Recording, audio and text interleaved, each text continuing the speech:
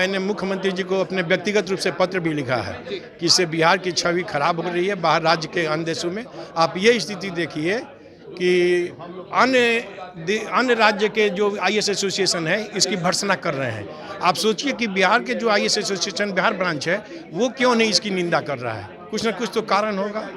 तो ये सोचने की बात है, लेकिन मेरे विचार से ये बिल्कुल गलत हुआ है और सरकार अगर इसे वापस ले ले तो बहुत ही अच्छा होगा। नमस्कार, मेरा नाम उत्कर्ष है। आप लाइव सीरीज़ देखना शुरू कर चुके हैं। पूर्व आईएएस अधिकारी, 6 पूर्व आईएएस अधिकारी अब जन स्वराज का दामन थामे हैं। हमारे साथ आप तस्वीरों में देख सकते हैं ये तमाम जो 6 पूर्व आईएएस अधिकारी हैं वो यहाँ पर हैं जिन्होंने पीके प्रशांत किशोर का दामन थाना है। जानने की कोशिश करेंगे सर क्या कारण रहा है, क्या विज़न है कि आपने जन स्वराज का दामन थामा। जैसा कि मैंने पहले भी बता दिया, जैसे भी पहले भी हमने बता दिया है कि ग्रामीण क्षेत्रों में आज़ादी के बाद से जो काम, विकास के जो काम होने चाहिए था वो नहीं हो पाया। लेकिन जन स्वराज की टीम उन क्षेत्रों में गई जहां कोई राजनीतिक नेता या कोई एमएलए, एमपी या कोई लोकल ऑफिसर भी नहीं जा सके। वहां तक वो टीम गई और वहां के लोगों से मिली और उन लोगों की समस्याओं को सुनी कि स्कूल नहीं है, रोड नहीं है, ये सारी शुद्ध पीने के लिए पानी के लिए कोई व्यवस्था नहीं है। इन सारे चीज़ों की जानकारी हमने टीम के माध्यम से दी गई और वहाँ हमने आश्वासन दिया कि हम इस पर काम कर रहे हैं, हम काम करेंगे और आगे इस पर कार्रवाई होगी। क्या लगता है कि आपने लालू के शासनकाल में भी काम किया है, नीतीश कुमार के भी शासनकाल में काम किया, क्या लगता है कि अब बदलाव की ज़रूरत है बिहार? बिल्कुल बदलाव की ज़रूरत है।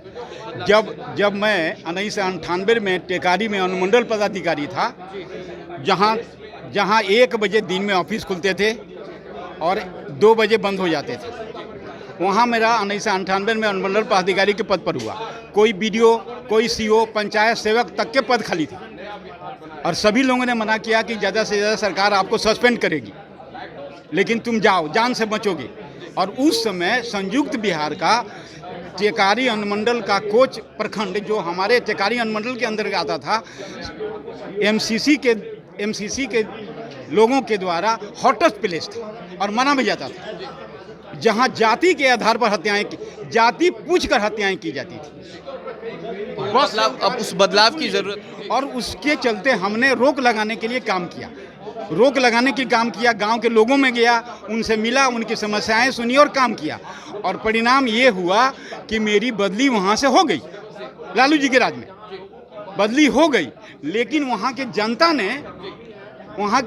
ने गया से एक मुगल सराय की तरह रेलवे लाइन जाती है जो हमारे अनुमंडल के 4 स्टेशनों को टच करती थी, काष्ठा, परैया, इस्माइलपुर, इस्लामपुर और गुरारू।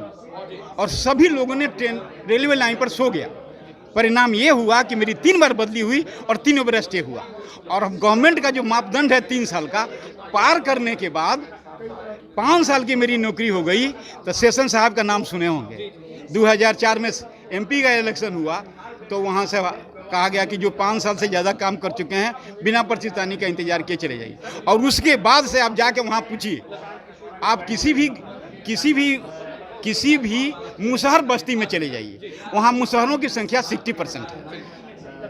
60% है। सर, हमें साथ पूर्व आईएएस अधिकारी अरविंद सिंह भी हैं। सर, आपने भी ज्वाइन किया है, जिलाधिकारी के तौर पर भी आपने काम किया, अब राजनीति में आ रहे हैं, क्या लग रहा है किस बदलाव की जरूरत है?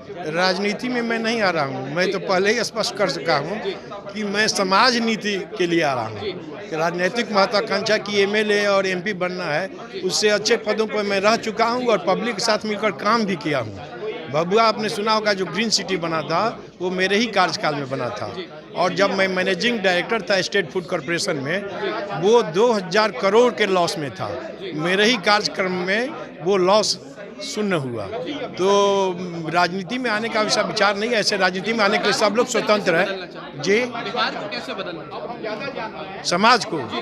समाज को मैंने यही व्रत लिया कि प्रशांत किशोर जी एक अच्छा काम कर रहे हैं, समाज के लिए काम कर रहे हैं, मुझे उन्हें सहयोग करना चाहिए। और हम सभी मित्र जिला जिला जाकर इस बात को फैलाएंगे कि लोग ये जो इक्वेशन की सरकार बनती है उसको छोड़िए, एक बार बिहारी बनिए और बिहारी मन से बिहार का जय हो, इस भाव से जुड़िए। लेकिन मैं एमएलए और एमपी बनना चाहता हूँ, ऐसी बात नहीं है। अरविंद सिंह जी, एक आखिरी सवाल है। आप लालू यादव के शासनकाल में भी काम कर चुके हैं, नीतीश कुमार के शासनकाल में भी एक बहुत चर्चित केस भी आया था, पूर्व आईएएस अधिकारी की हत्या हुई थी जी कृष्ण अय्यर की। तमाम लोगों ने विरोध भी किया है। देखिए, जो उनके हत्यारे थे, जो आरोप लगा था, जिनको आनंद मोहन की रिहाई हुई है, आप लोग को क्या लगता है कि क्या अधिकारी की रिहाई हुई है, जो कानून बदला गया, वो सही है? मेरे विचार से गलत है, गलत है। क्या आपको लगता है कि सरकार को पुनर्विचार करना चाहिए? बिल्कुल, मैंने मुख्यमंत्री जी को अपने व्यक्तिगत रूप से पत्र भी लिखा है कि इससे बिहार की छवि खराब हो रही है बाहर राज्य के अन्य देशों में। आप ये स्थिति देखिए कि अन्य राज्य के जो आईएएस एसोसिएशन है इसकी भर्त्सना कर रहे हैं। आप सोचिए कि बिहार के जो आईएएस एसोसिएशन बिहार ब्रांच है वो क्यों नहीं इसकी निंदा कर रहा है? कुछ ना कुछ तो कारण होगा।